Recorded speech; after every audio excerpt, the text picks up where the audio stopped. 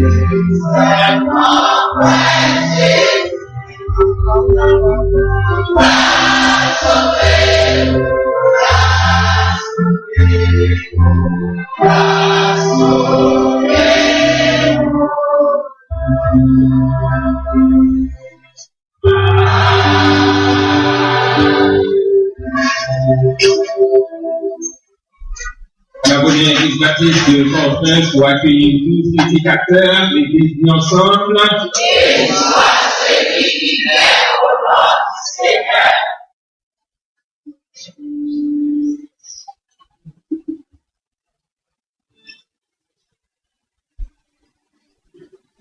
Amis dans le Seigneur, chers frères et sœurs, et par les auditeurs de la radio Lumière, mes chers internautes, que la paix et la grâce de Dieu soient avec vous ce matin. Amen. Je voudrais remercier le Seigneur qui, pour un privilège patrimoine, pour que nous avec mon service d'adoration, ça, que nous devons considérer comme un peuple, parce que premièrement, le dimanche pareil, Sauveur nous il est ressuscité dans la mort. Et deuxièmement, on va fêter avec la Radio Lumière, 55e anniversaire de naissance sur grâce sous grâce. Moi, je voulais deuxièmement remercier le collège pastoral de l'Église, particulièrement le révérend pasteur Josué Mathieu, qui est pensé à moi-même comme prédicateur dans l'occasion si spéciale. Je veux également remercier nos chaque qui m'a bien capté des points et qui va user un peu de patience pour écouter le message de la parole de Dieu. Juste avant d'entrer d'emblée dans le sermon de ce matin, permettez-moi que je sois capable de présenter non, madame qui accompagne moi. Dans cette maman qui a eu 3 mois, c'est pas d'avoir présenté. Elle est là, je suis marié. Nous avons également 2 garçons. Et les 2 se trouvent par ici.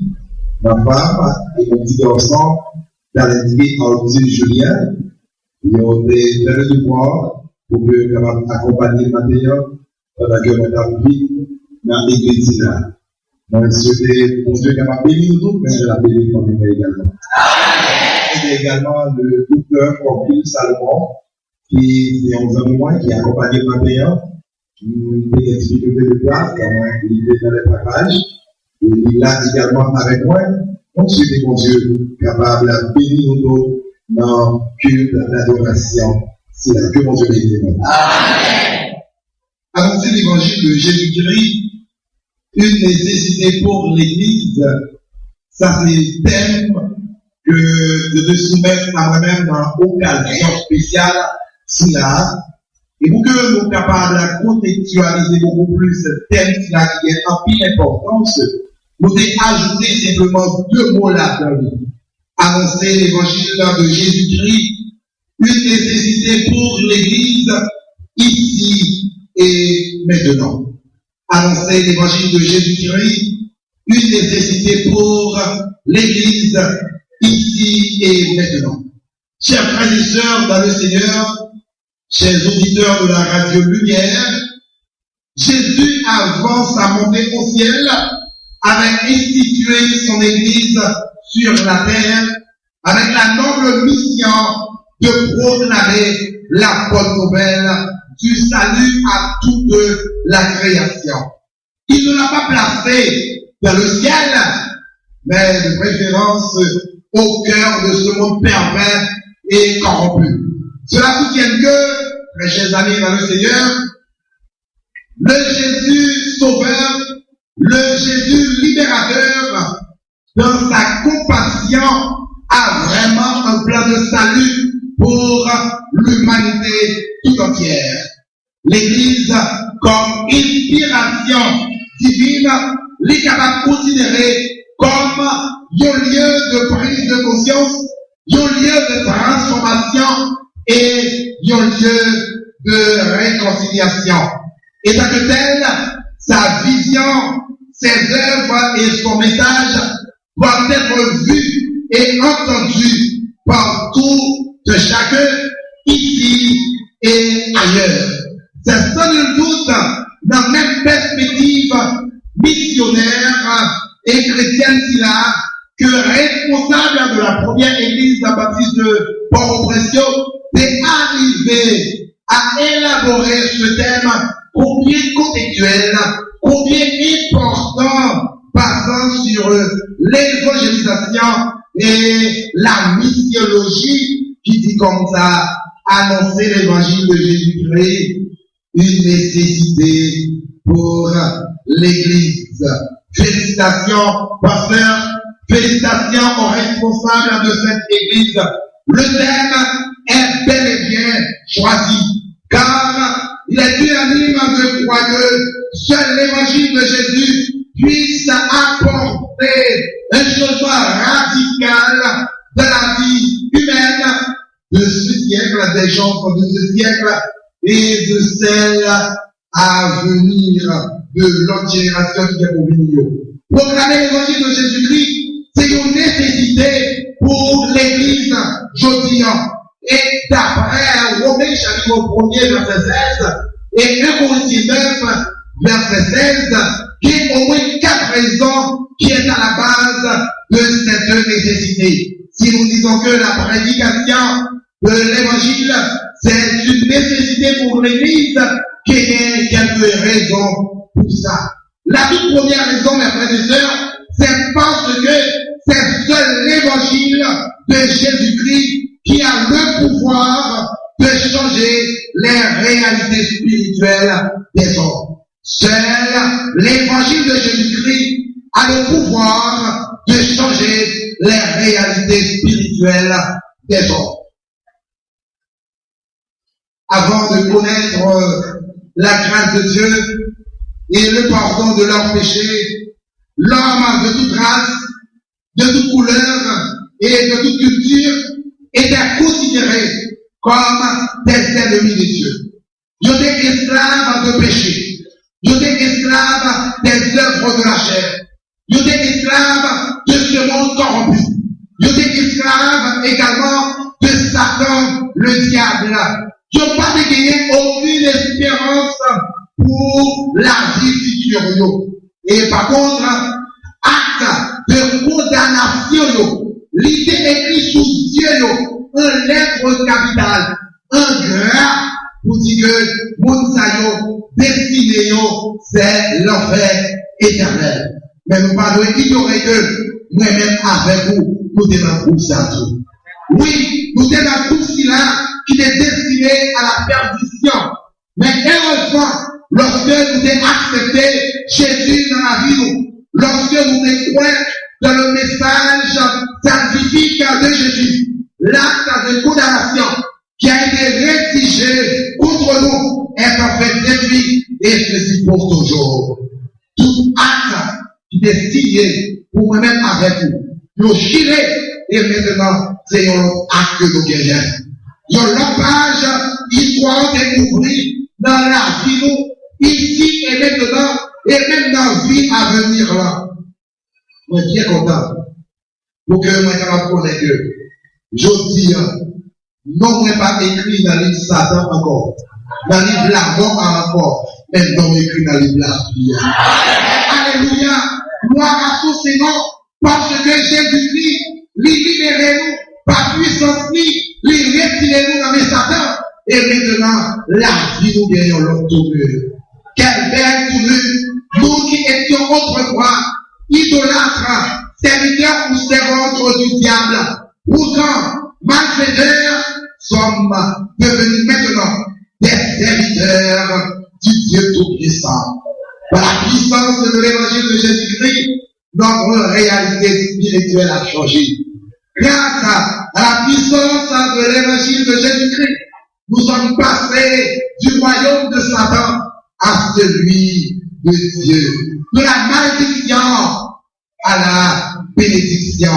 Des ténèbres à la lumière. De la condamnation à la libération. De la mort à la vie. Gloire à Dieu. Merci Seigneur.